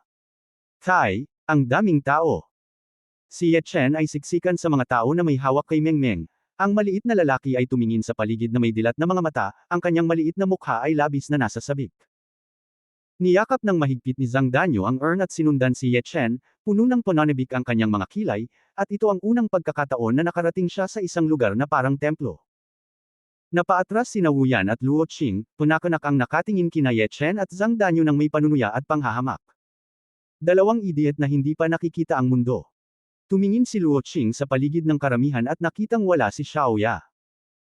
Hindi niya napigil ang madismaya, at pagkatapos ay mabilis na naglakad papunta sa gilid ni Ye Chen at nagtanong, Kuya, nasaan ang magandang babae na nakaupo sa tabi mo ngayon? Nakakasigurado siyang napakaganda ni Xiaoya, kaya habang hindi siya pinapansin ni Xiaoya, lalo siyang nagiging makati. Hindi ko alam. Malumanay na sabi ni Ye Chen, ayaw na siyang makausap pa, at inakay si Zhang Danyo na maglakad papasok sa templo. Sa pagtingin sa paligid, maraming mga sinaunang gusali at insenso, ngunit ang bilang ng mga tao sa loob ay bumaba ng husto. Mukhang karamihan sa kanila ay nakatingin lang sa labas. Nagmamadaling sumunod si Luo Qing, na nagkunwaring masigasig, hindi ko akalain na ang aking kapatid ay naniniwala rin sa Budismo. Kung may pagkakataon ka, maaari kang pumunta sa Jiangsu at Zhejiang, at dadalhin kita upang makita ang Lingyin Temple. Iyon ay tinatawag na Engrandi at Solemna. Kuya, nakapunta ka na ba sa Lingyin Temple sa teleserye? Bago makapagsalita si Ye Chen, nabigla si Zhang Danyo. Mula noong bata pa siya, gusto niyang makita ang buhay na si Buddha Jigong, at pinag-uusapan niya ang tungkol sa Lingyin Temple. Mali ang sabihing ayaw niyang pumunta doon. Buong pagmamalaking ngumiti si Luo Qing, wala iyon, marami na akong napuntahan, tulad ng Shaolin Temple sa Songshan, Hanshan Temple sa Suzhou, at White Horse Temple sa Luoyang. Ang pinakamalaking tampok ng mga lugar na ito ay ang pagkuha ng unang insenso, at ang presyo ng insenso na ito ay hinati ayon sa haba nito. Minsan ay nakakuha ako ng unang insenso na may haba na 1.5 metro, at nagkakahalaga ito ng buong 5,000 yuan. Pagkasabi noon, binibigyang pansin ni Luo Qing ang ekspresyon ni Ye Chen, ngunit ang ekspresyon ni Ye Chen ay gaya ng dati, na parang hindi niya narinig. Dahil dito, ang puso niya na gusto niyang ipagmalaki ay biglang nakaramdam ng hindi komportable, parang fishbone na nakaipit. Sa kabaligtaran, mukhang naiinggit si Zhang Danyo, 5,000 yuan ang isang stick ng insenso. Iyan ang sweldo ko sa loob ng 2 buwan. Nabalitaan ko na ang Lingyin Temple ay nasuspend dahil sa kasal, totoo ba ito? Tanong ni Wu Yan habang naglalakad. Ngumiti si Luo Qing at sinabi, syempre, mayroong 3 life stone sa Lingyin Temple. Taon-taon, maraming mag-asawa ang pumupunta sa Lingyin Temple para mag-wish sa ilalim ng 3 life stone. Titingnan ko kapag may pagkakataon. Naantig din si Wu Yan sa sinabi niya. Ayos din ang templo sa harapan mo. Kanina lang sinabi ng tour guide na napakabisa nito sa pagpapakasal at paghahanap ng anak. Tinanggaw-tango ni Luo Qing ang kanyang baba, na parabang naiintindihan niya itong mabuti. Fair na, tingnan natin. Hinimok ni Wu Yan ang lahat na maglakad ng mabilis patungo sa pangunahing bulwagan, ngunit nakita nila ang ilang turista na nakatayong 2 at 3 sa pasukan ng pangunahing bulwagan. Sa sandaling dumating ang grupo sa pintuan, isang matandang monghe na nakasuot ng dilaw na damit ang lumapit, pinagdikit ang kanyang mga kamay at nagsabi, siguro kung gusto ng mga donor na magsunog ng insenso o humingi ng isang palatandaan. Gusto kong humingi ng autograph. Sabi ni Zhang Danyo sa mayabang na boses. Lahat sila. Ikanaway ni Luo Qing ang kanyang kamay, at pagkatapos ay pumasok sa ilalim ng pamumuno ng matandang monghe, at nakita niya ang isang Buddha statue na mahigit 4 na metro ang taas na nakatayo sa bulwagan, na pinalamutian ng makikinang na ginto at asol. Tatay, ito ba ang Bodhisattva? Ang maliit na lalaki sa mga bisig ni Ye Chen ay walang tigil na huni, tulad ng isang lark. Girl, ito ay isang Buddha, hindi isang Bodhisattva. Ngumisi si Wu Yan ng masama. Inilabas ni Luo Qing ang pera at pumunta sa gilid ng matandang monghe, at bumili ng ilang stick ng mahaba at malalaking insenso. Si Wu Yan ay sinunod din ang kanyang halimbawa at bumili ng ilan. Nag-alinlangan si Zhang Danyo, ngunit naglabas ng isang stack ng mga insenso. Ang kulubot na pera ay bumili ng 3 stick. Kung tungkol sa mga perang ito ay tinatawag na sesame oil money, at maging ang mga templo ay hindi imyun sa mga kaugaliang ito. Kuya, hindi ka ba bibili? Hindi maiwasang magtanong ni Luo Qing nang makitang hindi gumagalaw si Ye Chen na nakahawak sa bata. Hindi ako sumasamba kay Buddha, hindi ako sumasamba sa Diyos, at hindi rin nila ito matiis. Sinulyapan ni Ye Chen ang napakagandang estatwa sa harapan niya, na may kalmadong ekspresyon na walang kahit katiting na paghanga. Anong sabi mo? Hindi nila matiis. Masyado kang mapangahas, no? Hindi napigilan ni Wu Yan na mapamura, napakaraming tao ang maaaring sumamba, ngunit hindi mo magawa. Sa tingin mo ba ikaw ang Jade Emperor? Kuya, hindi ko sinabi sa iyo, tumawag ka muna kapag pumasok ka sa pinto, at magsunog ka muna ng insenso kapag pumasok ka sa templo. Hindi mo naiintindihan ang panuntunang ito, hindi ba? Umiling si Luo Qing at muling ngumiti, wala ka bang dalang pera? Kung ganoon nga, tutulungan kita sa pera ng sesame oil. Nakita niya na si Ye Chen ay nakasuot ng ordinaryong damit, at malapit siya kay Zhang Danyo, kaya hindi niya namamalayan na inilagay siya sa kampo ng mga mahihirap, at lalo siyang naging mapanghamak. Kung wala kang pera, sabihin mo lang ng diretso, anong klaseng malaking baka ang pinagkukunwari mo. Hindi, sabi ko kanina, hindi nila matiis. Umiling si Ye Chen at tumanggi. Sa oras na ito, ang matandang monghe sa gilid ay nagpipigil sa kanyang galit at sinabi, Donor, kung ayaw mong samamba, mangyaring lumabas ngayon. Sigurado ka bang gusto mo akong sambahin? Kumunat ang noo ni Ye Chen. Malamig na ngumiti si Wu Yan, ano? Kung hilingin kong sambahin mo ang isang Buddha, masisira nito ang iyong anyo, tama ba? Okay, gagawin ko. Ibinaba ni Ye Chen ang maliit na lalaki, kinuha ang insenso na sinindihan ng 3 patpat, at yumuko sa rebulto. Sa sandaling yumuko pa lang siya, narinig ng lahat ang isang click, parang may nabasag. Anong tunog? Natigilan agad ang lahat. Tingnan mo, basag ang estatwa ng Buddha. Basag. Isang babaeng pilgrim sa likod ng ilang tao ang biglang itinuro ang Buddha statue at napabulalas. Ang lahat ay nagmamadaling tumingin at nakita na ang Buddha statue ay may maraming mga bitek, siksikan, tulad ng isang spider web. Paano kaya? Ang lahat ay nagmamadaling umatras ng hindi malay.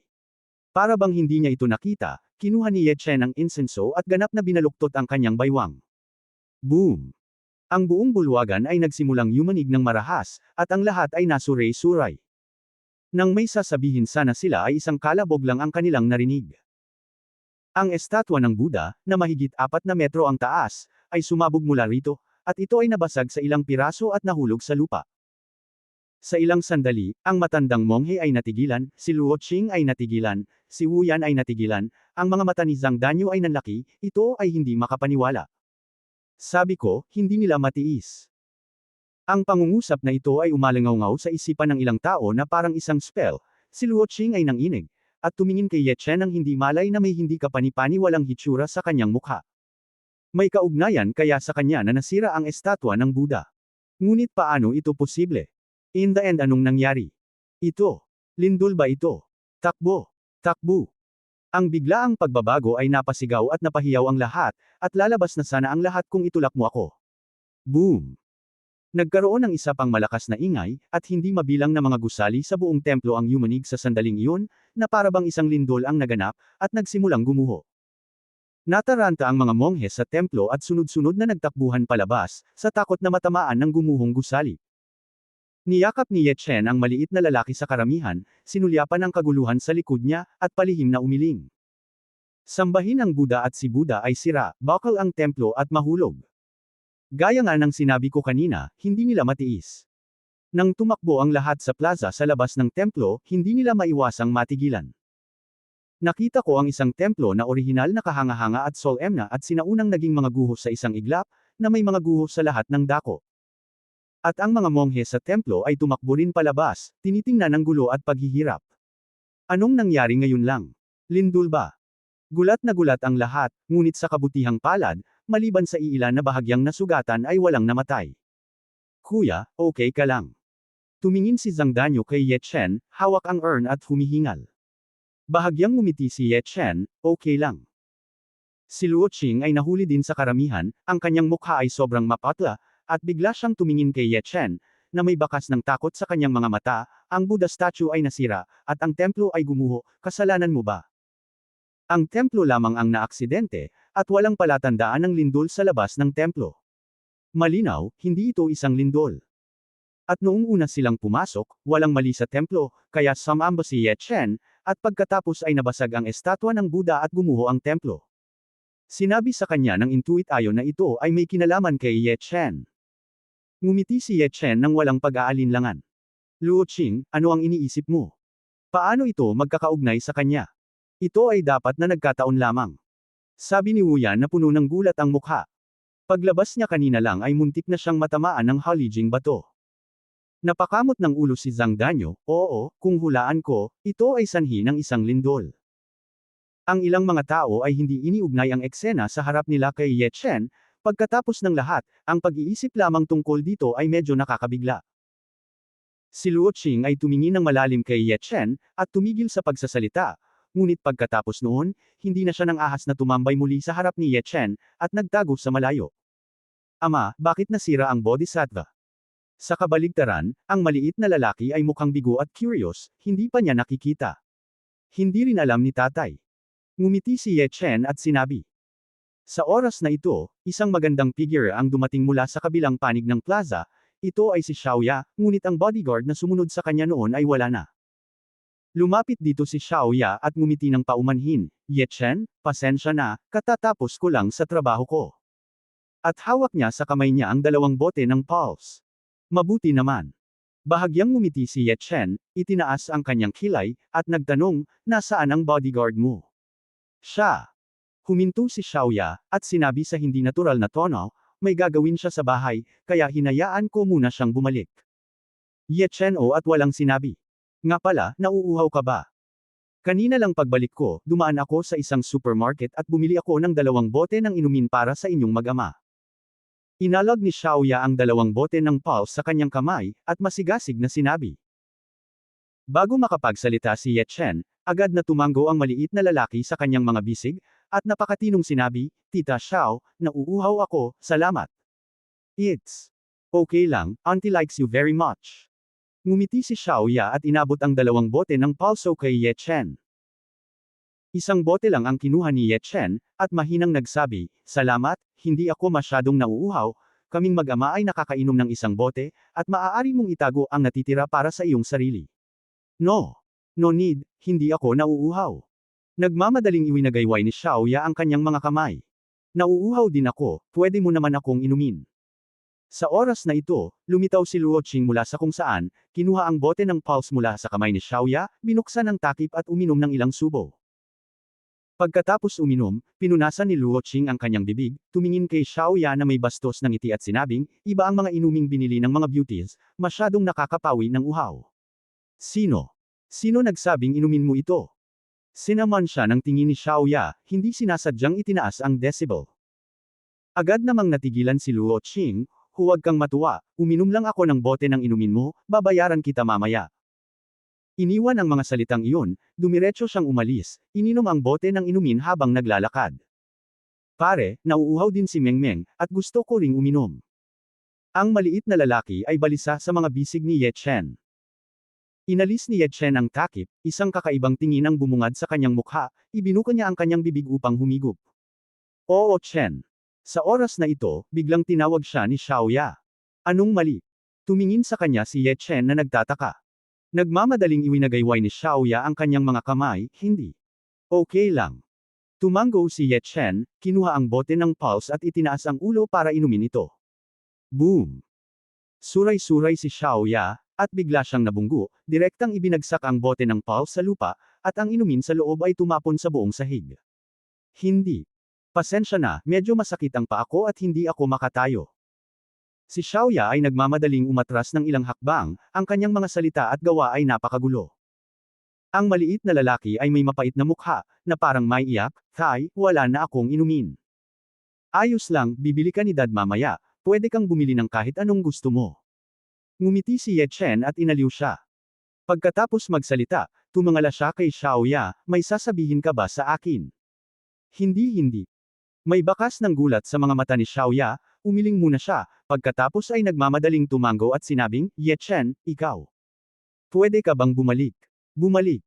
Kumunot ang noo ni Ye Chen. Oo, dapat umuwi na kayo, huwag na kayong pumunta sa Wuming Grassland, at huwag na kayong babalik dito sa hinaharap. Sinabi ni Ye Chen, bakit? Ye Chen, pwede bang tumigil ka na sa pagtatanong, hindi kita sasaktan. Biglang tinakpan ni Xiaoya ang kanyang bibig at ibinaon ang kanyang ulo, nakaramdam ng kaunting pagkabalisa. Tumingin sa kanya si Ye Chen saglit, pagkatapos ay umiling at sinabing, paumanhin, sa pagkakataong ito ay inilabas ko ang aking anak na babae upang matupad ang kanyang panaginip, at hindi ako babalik hanggang sa matapos kong panuurin ang damuhan. Pagkasabi nito, niyakap niya ang maliit na lalaki at naglakad patungo sa supermarket sa tabi ng plaza, kung saan bumili siya ng maraming pagkain at inumin para sa maliit na lalaki.